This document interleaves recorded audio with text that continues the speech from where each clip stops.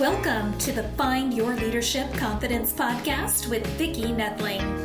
You are about to discover impactful lessons that help you grow as an individual, grow your confidence, and find the positive and good within you, so you powerfully and authentically become the best version of yourself. Be sure you visit our website at www.findyourleadershipconfidence.com. While you're there, subscribe to us via your favorite network. Now tune in, get ready, and enjoy the journey of emerging as a leader of exception in the 21st century. Welcome, everyone, to the Find Your Leadership Confidence podcast. I'm your host, Vicki Noethling, coming to you from Roswell, Georgia.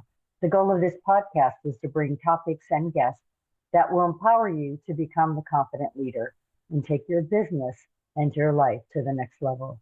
Today, I'm very excited to have with me Jared Jennings, and let me tell you about Jared. Jared is an entrepreneur and online coach. He's the founder of Phantom Brands, where he's created brands for high-profile athletes, artists, and entrepreneurs. His company has created brands for the likes of NBA star Marvin Bagley, Jalen Armour Davis of the Ravens, Baltimore Ravens, and other existing brands. Fathom's changed Jared's life, making $98K in a single month. He started in the space with his very own brand that was worn on like John Summit, Lonnie Walker IV, Khalid Kareem, and others, being sold in stores on an international scale. Beyond Phantom, Jared spent several years mastering the art of manifestation and mindset transformation, which has been a game changer for both he and his coaching clients. He believes that success starts within, and he's here to share how aligning mindset with action can lead to massive breakthroughs in life and in business. And Jared has worked with entrepreneurs all around the world to cause massive breakthroughs in their business and personal lives, instilling habits and changing the way they think about reality. We're going to talk about branding or building a brand that sells. And I know a lot of us out there, we think about brand, but not really enough to really be impactful. So it should be a great conversation. Please welcome my guest, Jared Jennings. Thank you so much for having me, Vicki. That was a great introduction. Thank you. You're very welcome. We have two easy questions we start with. And the first is just to tell everybody, where do you live? Where do you call home right now? I'm in Irvine, California. I know Irvine very well. And so we talked all about, sort of touching on where you are today and sort of how you got there. But I'd love for you to share about that journey and the paths that you took that led you to maybe being that pivotal moment that really inspired you, that said, I have to have a business of my own.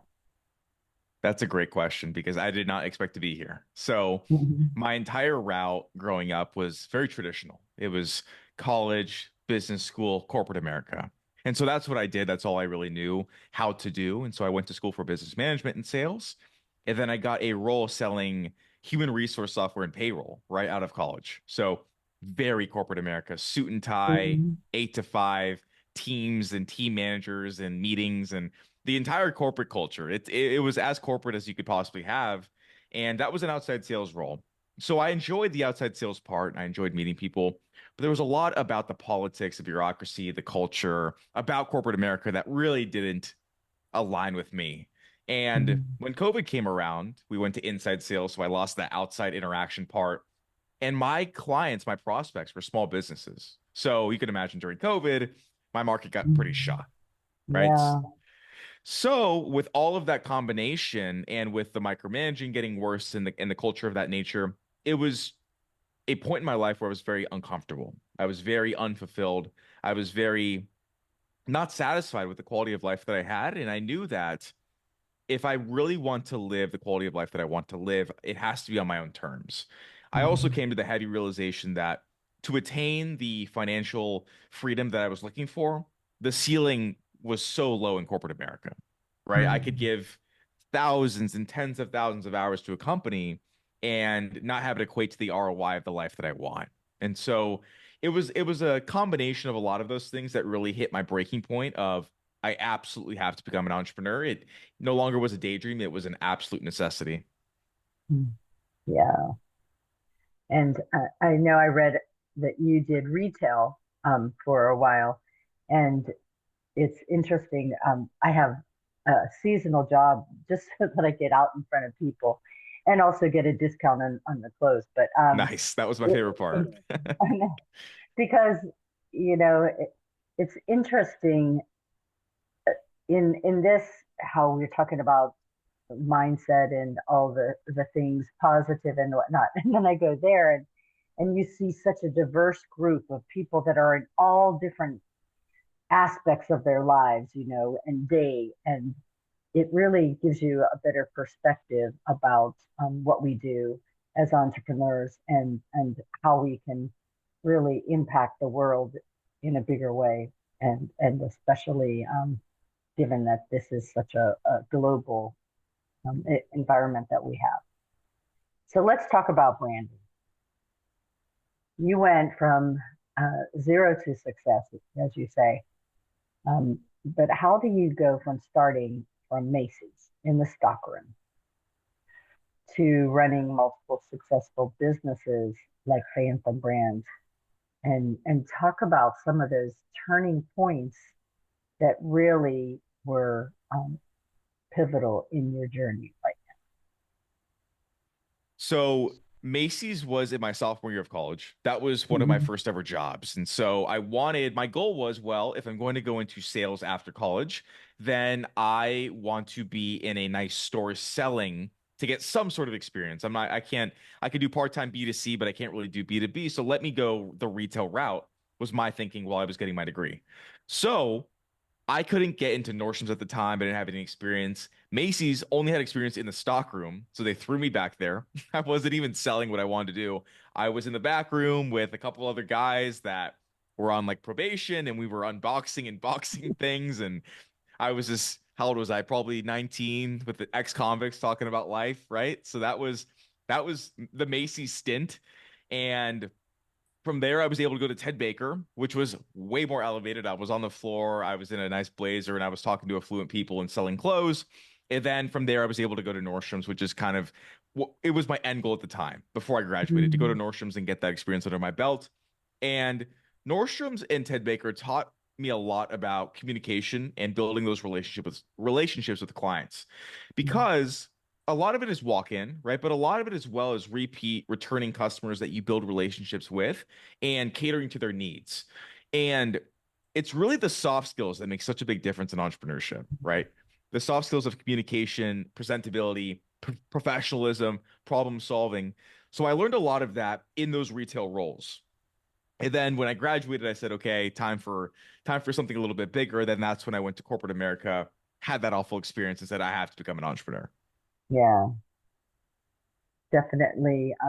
Some corporate experiences can tell you that you need something different.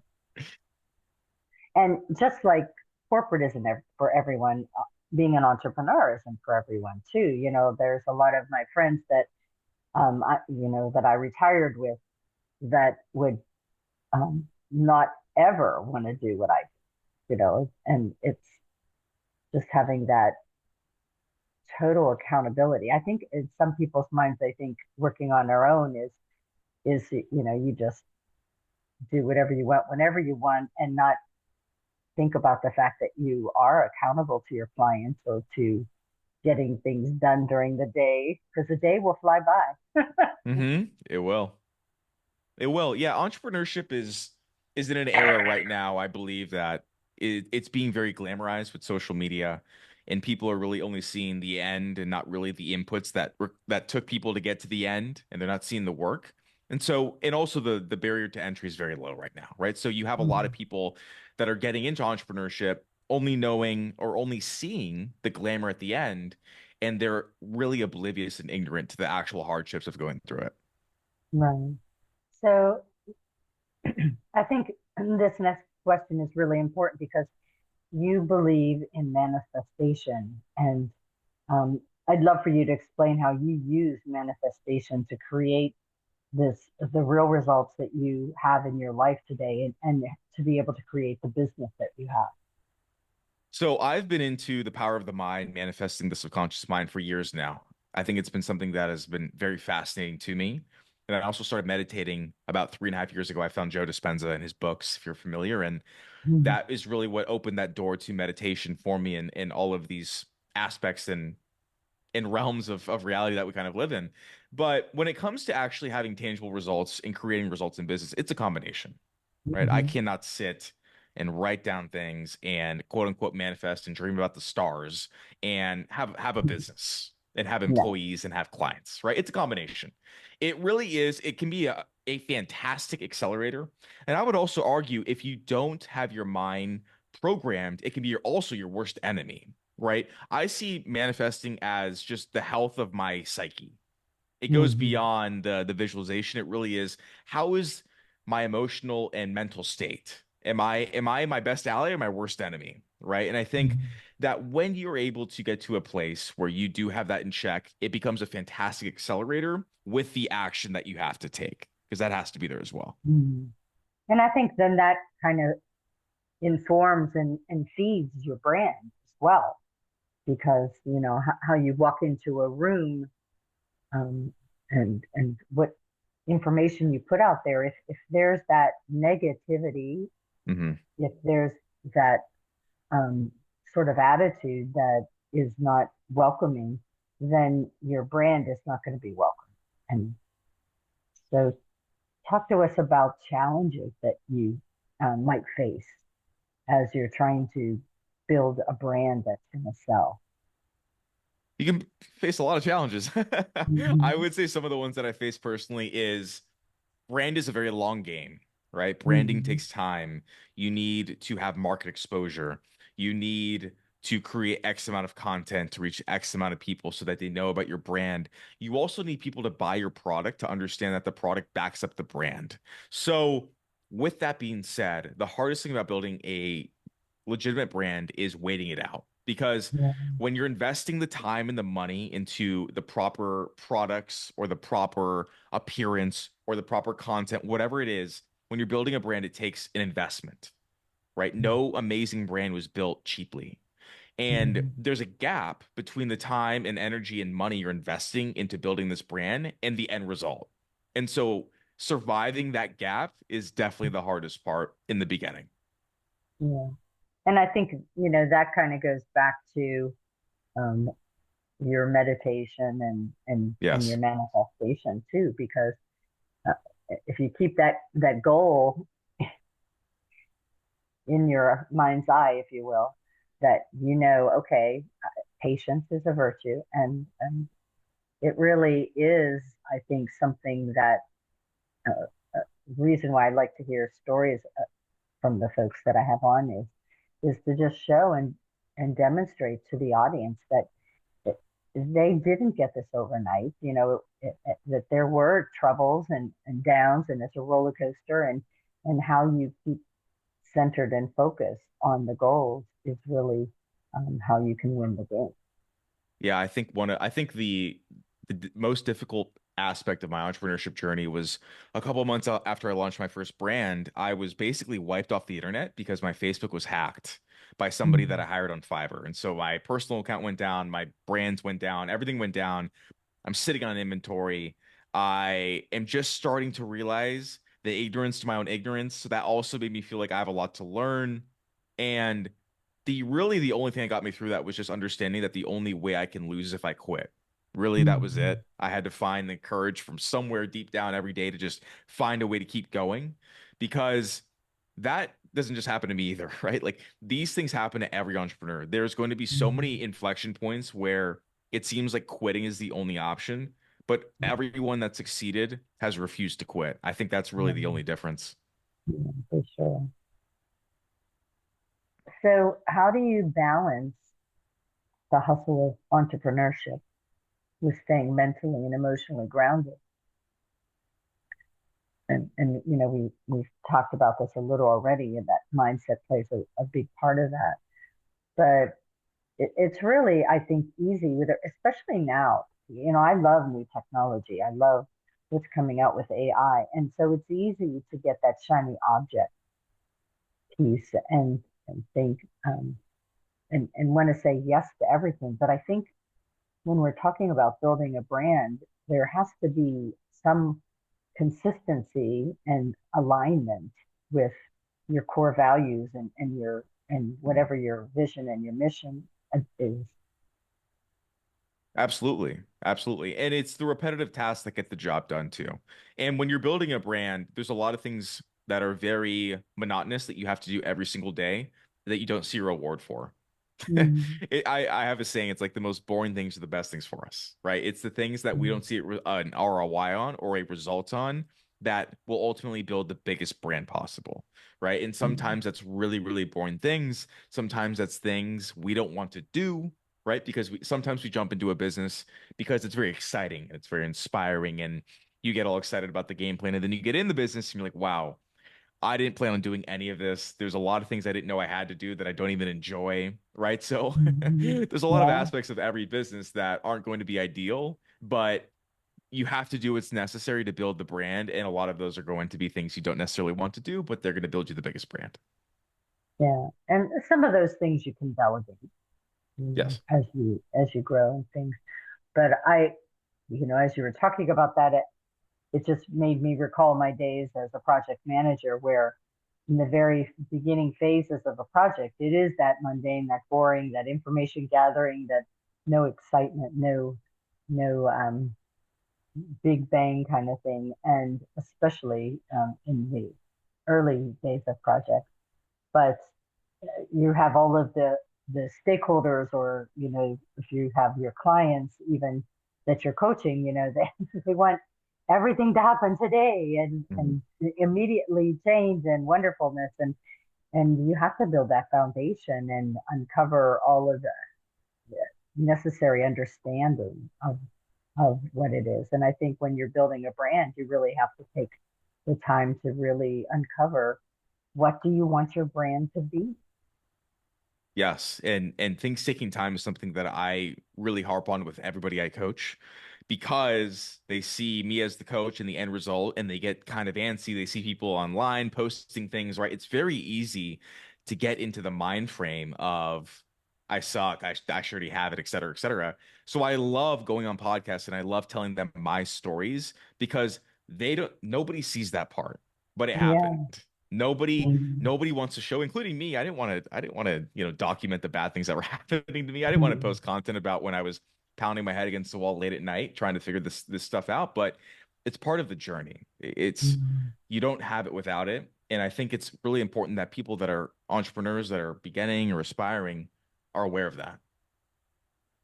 So in the beginning, I threw out a few names of celebrities and athletes that you've been attached with, if you will. Um, so maybe there's people out there saying, "Well, how did you do that, Jared?" I want to have some big guys or women promoting my products, my services. Um, so what was that journey like? So when I started my first brand, I recognized that because it was streetwear, I needed athletes and musicians in my stuff. I was like, they're the most influential people to my target audience, so I need to find a way to get it on them. And the route I took was I started at lower tiers of influence, right? There's tiers of influence that kind of exist that don't really exist, right? But they're there. There's obviously like the Brad Pitt, and then there's like the reality TV star. There's obviously a clear Mm, spectrum of influence. And what we did when we were starting out is we started at the bottom, right? So we started out with like low level influencers and people that weren't that big to work our way up. Because if you shoot mm, for the stars off the gate, they're not probably going to work with you because nobody else recognizable is in your product or has worked with you in the past, right? So mm, we started at the bottom, we worked our way up, we networked with celebrity stylists and people here and people there, and slowly but surely worked our way up in terms of pedigree, right, of public figure. And then with Phantom, when we launched our Done For You offer, I reached out to everybody that I built back to relationships. I built relationships with because I gifted them product. And that was another key thing too. Yeah. I did not go about this as let's do a transaction. I'll give you product for X, right? I simply just gifted them product and said I had enough faith in the product I created that they would actually wear it. And a lot of them Mhm. did, some didn't, it's part of the game. But a lot of them did because I invested into brand. I was willing to invest money into product to make sure it was up to their standards. So then they wore it, and then the ripple effect began, right? Mhm. And from there, because they knew I had a great product and a great brand, that's when I reached out to them that I had a relationship with about the Done For You offer. And that is when we were able to sign them to build their own brands. Yeah, so cool. I know with my anti-aging business, I just treat my customers like I was. Like I used all the products before I became a brand partner because I wanted to know that they worked and that I could really promote them because they were true to their story. And so I absolutely believe that you just give away and know that if it's something that works for them, that they'll come back, But you have to have that patient game again going on. It is about the relationship and the trust that you're building in that relationship. And if it works for one person, they'll be more apt to tell another person. So that networking comes into play. So, how did you how did you really decide that you would stick with several companies? You know, a lot of people say, I'm going to have just one business, I'm going to have one thing, and that's all I'm going to do. What gave you the courage and the confidence to say, no, I know what I'm doing. I can probably do this different times, different ways. It's a good question. So, Full Hearts, my first ever brand, has turned into Phantom. So that's my main company. I do the Done For You offer for public figures, and we also work with a lot of existing brands to help them grow, more or less. But I Mm-hmm. also have the coaching, right? So I do have sort of two businesses that I intertwine, and I was honestly had no intent of coaching. I was happy with Phantom and growing Phantom and the company I was building and the brands I was building for other people. But something inclined me to create a personal brand and just started posting content. And from that, people found me and asked if I coached. And again, this had never crossed my mind. I was like, oh, this is interesting. I mean, people want to pay me, so I'll make the service, right? It sounds very fun. And then when I started coaching, I really enjoyed it. I really enjoyed making an Mm-hmm. impact and inspiring people and giving people my knowledge and having them leave the calls all excited and motivated. So I created coaching out of demand. And so I've been juggling those two since this year, but it's been very fun. And that's more or less the story of why I have two businesses right now. Mm-hmm. Very cool.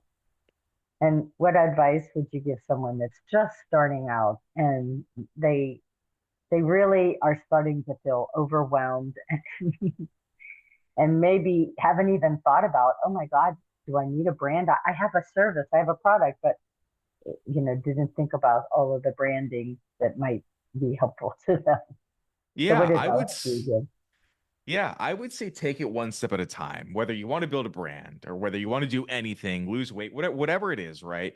You are somewhere, you want to go somewhere else, there's a gap. And so all we have to really do when we want to close the gap on where we want to go, determine where we are, where we want to go, and work backwards in the smallest steps possible. Don't overwhelm yourself. Take steps consistently every single day. You're not going to take leaps, you're going to take steps because we don't want you to feel that emotional blockage of overwhelmingness. We also, in my opinion, should be looking at people that have done whatever it is that you want to do, right? So Mhm. I'm always in mentorships. I always have coaches that coach me, even though I'm the coach, right? So if you want to build a great brand, look at the people that have built amazing brands and study what they've done to the best of your ability, right? And that can give you steps on clarity, not only on like the timeline of how long it should take, because oftentimes we think things will take a lot shorter time than they really do, but also it'll help you gain clarity on the little steps you can take every day to make actual progress. Mhm. So I think that one of the great things about those little steps is it allows you to have small wins. as you go through. And I think that's the other thing that maybe causes a lot of overwhelm is they're looking at that big elephant that they're trying to get to and not knowing that if you just do the small steps, it's achievable and you can celebrate as you go on and you tend to not even notice when you get to that end goal because it just is happening without sort of almost that mundane stuff that you were talking about earlier is going to lead to that bigger goal. It keeps you in the game because Yeah. back to entrepreneurship being such a personal internal game. If you have the mental psyche that you're never making progress and you're never going to get there and all these negative thoughts because you're not progressing as fast as you want to progress, then you're going to psych yourself out of the game. And the point of Mhm. the game is to play and to maintain and to be in the arena. And so whatever you need to do to maintain your positivity, your enthusiasm, to maintain in the game, you should do, including the small Yeah. wins. Yeah, for sure. And and don't forget to delegate when you have to. That Yes. also causes that overwhelm. I think especially, as entrepreneurs, solopreneurs, we think, well, this is our baby and nobody can do it as well as we can. But I always reach in for the teacher in me that says, well, how well can I teach someone to do what I do as well as I do it? And Right. that's kind of takes you to the coaching part. Yes. Yes. I'm a big fan in delegating. I believe that it's best as a rule of thumb to have a general grasp on what you're delegating because I've been burned before by delegating too fast and not really understanding what I was hiring for. But when you actually get it right, it changes everything because you need people to help you get to where you want to go. Yeah. You can never get there alone. Well, and plus it's more fun to celebrate with someone too, True. Yes. for sure. All right. So if if you could just give two of your most frequently asked questions that you get as a coach, what would those two questions be that are out there? The biggest issue, and I don't know exactly if this is a question, but the biggest issue is clarity on how to take clear and decisive steps forward towards their goal. Mm, Because we live in such a rich information era, which is great, but it can be very overwhelming to people, mm, right? You can want to start a business and you go on YouTube and you find a million videos about how to start a business, right? That is an obscene amount of information. mhm. And a lot of times, more is less when it comes to clarity. So, Yeah, giving people clarity is the act of simplifying their steps so that they know as soon as we're off the call, right? They know exactly what to do until I see them next. Exactly. mm, Right? Because a lot of that is just the space in our mind to execute. And if it's clogged with, again, a million videos, then we're not going to be able to take the action that we should. And when we just lay it out very simplistically, they can just go to work on one specific thing or two specific things. They make a lot of progress really fast. yeah. Yeah, I call it the IKEA or Cheesecake Factory effect. Because Yes. if I walk into IKEA, it's like all these wonderful things everywhere, and I get Yes. so overwhelmed that I often walk out with nothing because Exactly. I just can't decide what I want. Everything's better than the next. And Cheesecake Factory is the same thing. They have this Big like menu. book, Yeah, big menu. this book, and it's like, oh my god! And well, just get the same thing that I got the last time because I just don't know what else to do. So yeah, you don't want to overwhelm with too much Not information. at all. Well, it's been awesome chatting so much, and I know that people are going to want to get in touch with you. So I have a slide that I will share with everybody. So the website is, and he made it really easy for you. We should send him a thank you note on LinkedIn or something, but he has it as jaredjennings.com. Again, the website is his name, jaredjennings.com. LinkedIn is Jared Jennings and a bunch of numbers, but just search Jared Jennings, you'll find him. And X or Twitter, whichever you want to call it by, is Jared underscore Jennings underscore. And then Instagram is JHit5. Again, you can find him just searching Jared Jennings. And then YouTube is at It's Jared Jennings. I'm going to turn it over to Jared to talk to you about his call to action for today. Yeah, so if you're a current or aspiring entrepreneur that knows that you probably need to make more progress faster and want to learn from somebody that's done it, I'd be happy to coach you or at least talk about the coaching program with you. And if that's interesting to you, go to my site, jaredjennings.com. Again, a lot of Jared Jennings is in this video, but it'll go over a short video on how I work with clients, a bunch of video testimonials, more about what I've done in my businesses, and we can go from there. Jared, it's been so great chatting with you. You gave a lot of good information and really insight so that people that maybe are just starting out understand that it's a journey that is worth the time and patience to do. And if you're out there and you think, oh, I just need a restart, then you definitely want to reach out to Jared to see how he might help you get your brand to a point where it's a brand that sells. So thanks so much for being a great guest. Awesome. Thank you for having me again, Vicki. It was great. Yeah. As always, I remind everyone that life is a journey and it's up to you to enjoy the ride. This is Vicki Noethling signing off. Thank you for tuning into the Find Your Leadership Confidence podcast with Vicki Noethling, where we share impactful lessons that help you grow as an individual, grow your confidence, and find the positive and good within you so you powerfully and authentically become the best version of yourself.